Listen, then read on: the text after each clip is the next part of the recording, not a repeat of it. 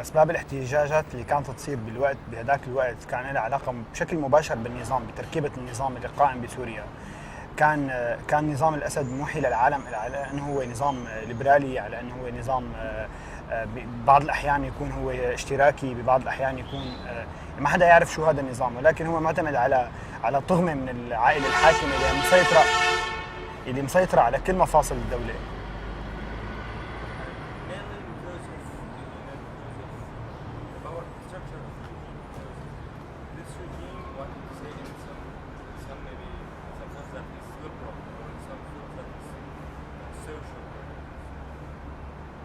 Socialist, but it was a regime which depends on just a few members of the ruling families.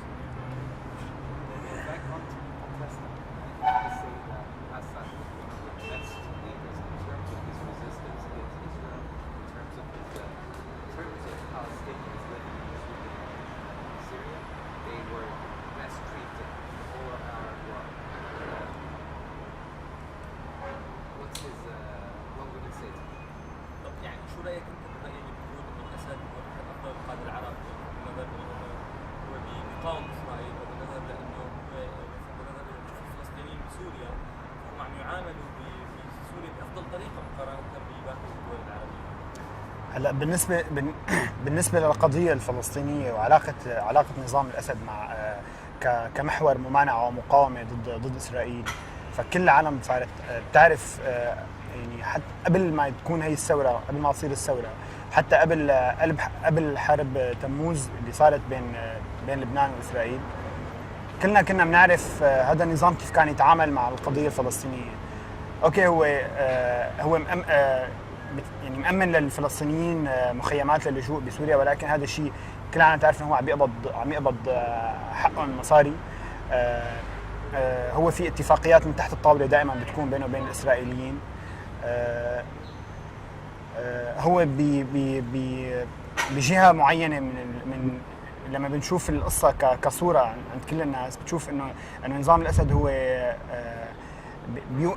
بيوحي بخطاباته بالشعارات تبع الحزب تبعه انه هو ضد اسرائيل والى اخره، ولكن هو بنفس الوقت عم يتعامل مع الاسرائيليين من تحت الطاوله، وهذا كلياته على حساب الشعب الفلسطيني.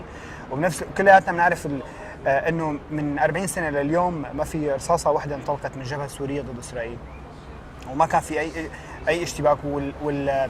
والوثائق اللي طلعت بالفتره اللاحقه عن حرب تشرين والى اخره هي اثبتت انه جولان انباع بيع للاسرائيليين من قبل هذا النظام.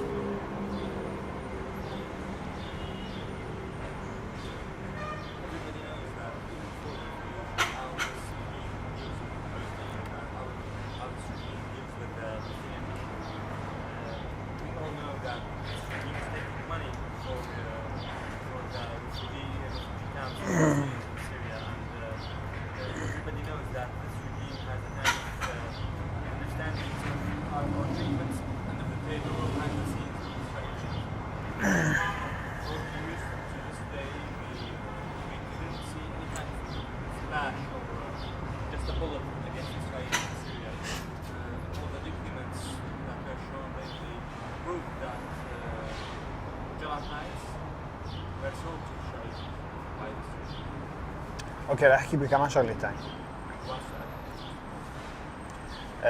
والسبب الرئيسي كان على اغلب النشاطات اللي كانت تصير لها علاقه من اعلان دمشق المشاركات اللي كانت تصير بمنتدى الاتاسي، والمظاهرات اللي كانت تصير بشوارع دمشق بال 2003 و 2004. هي لها علاقه بشكل مباشر بتوريث الحكم من قبل يعني من قبل العصابه اللي كانت تدير عمليه الحفاظ على ممتلكات آل الأسد بسوريا، لأنه يجيبوا بشار الأسد ليستلم هذا الحكم. أساسا بالأساس تسليم السلطة لبشار الأسد هو غير قانوني، ويعني وانعمل على وبشكل مباشر. كان الشيء اللي يصير والأهم من هذا كلياته هو المراكز الأمنية اللي كانت موجودة بسوريا، والقبضة الأمنية اللي كان مسيطر فيها على كل مفاصل الحياة اليومية للناس. وكلنا بنعرف قديش كان انه اكثر من مجموعة صغيرة من الشباب ما يقدروا يجتمعوا بمكان او يحكوا بأي قضية عامة، حتى لو لها علاقة بمجتمع مدني او اي شيء ثاني. I want just to say that all when I talk to these Syria, especially in 2003, 2004, were related to some specific things, like maybe Bashar is ruling Syria from his father, after a republic in Syria. And we know that this gang who used to rule Syria wanted Bashar to reach power to preserve their government, to preserve their control over Syria. And all of us knew that security departments and security forces control the specific details of Syria. Say that very low number of young men could not together and do any public, even if not just related to maybe civil society.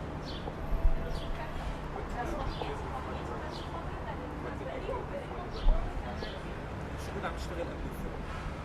Not basically, just in general. What did he do for the As a member, as no, in general, just how was his life?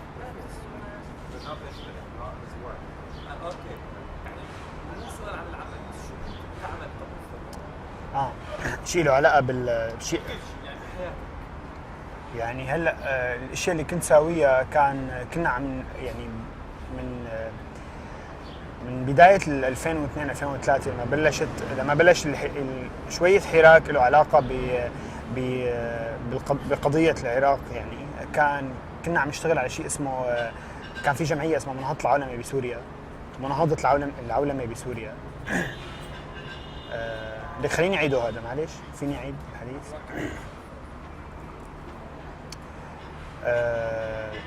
كان اغلب النشاط من عام 2002 ل 2003 2004 هو له علاقه بجمعيه اسمها مناهضه العولمه بسوريا.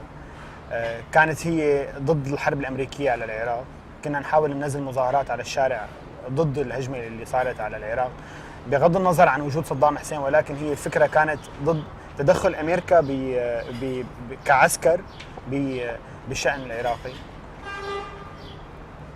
بعد فترة اشتغلنا على شيء له علاقة بفرق مشي اللي هي نوع من انواع النشاط المدني خليني اسميه بسوريا.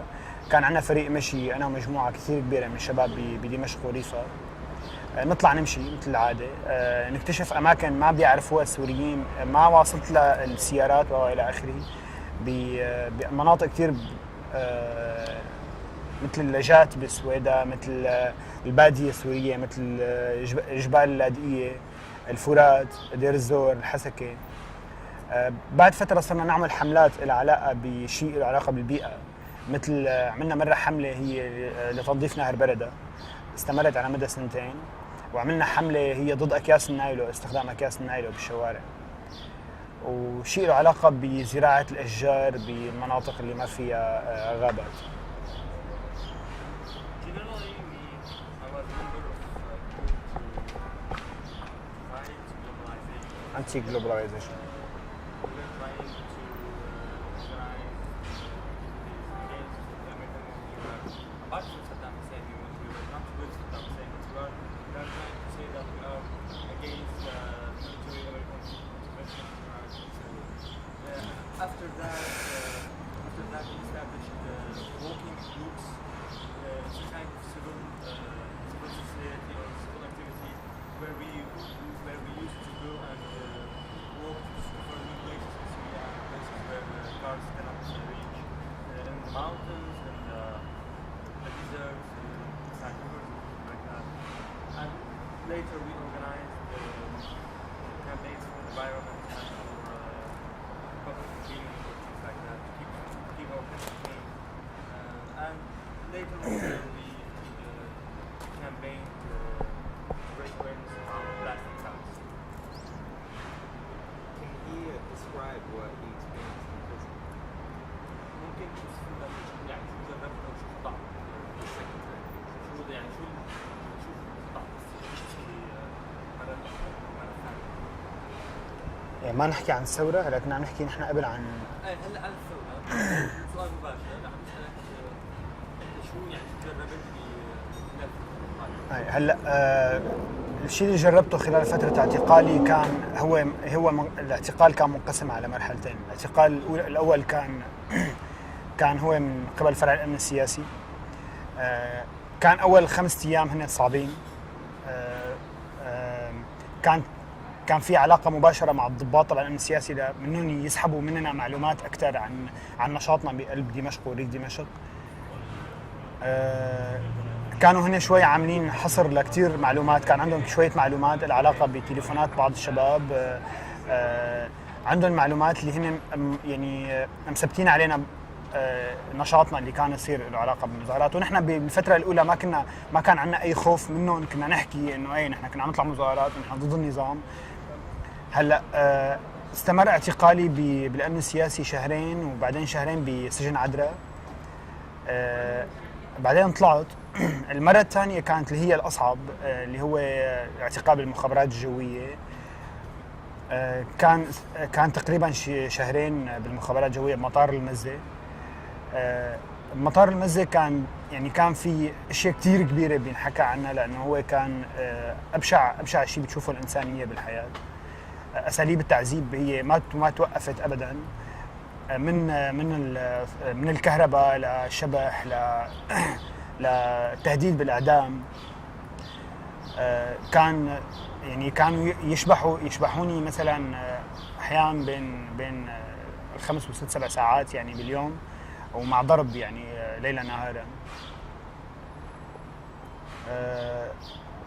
الشيء اللي كان موجود بالجوية هو يعني مو انت لوحدك موجود، انت في آلاف من الناس موجودين عم ما تسمع غير صوت صريخ. يعني اذا انت كان موقف التعذيب تبعك فانت بتروح على المنفردة او على المكان اللي انت بيسجنوك فيه، وعم تسمع دائما صوت تعذيب الناس، فانت دائما بخوف. واحيانا كثير بيجي خبر انه فلان طلع على التعذيب، وصل خبر انه هو مات تحت التعذيب او شيء. وكان احيانا يجوا يفوتوا على النظاره، يقتحموا النظاره، يفوتوا يضربوا العالم بشكل عشوائي. هي اساليب تعذيبهم صارت كثير معروفه. I was arrested for 2 times. The first time was for 4 months in political security, right? The first 5 days were really hard, but we had a kind of relation with the victims. We were not afraid of them. We told them yes, we demonstrated and we are against them. But the second time was really so much harder. We had Air Force intelligence. I spent 2 months in military office. There you can see a lot of the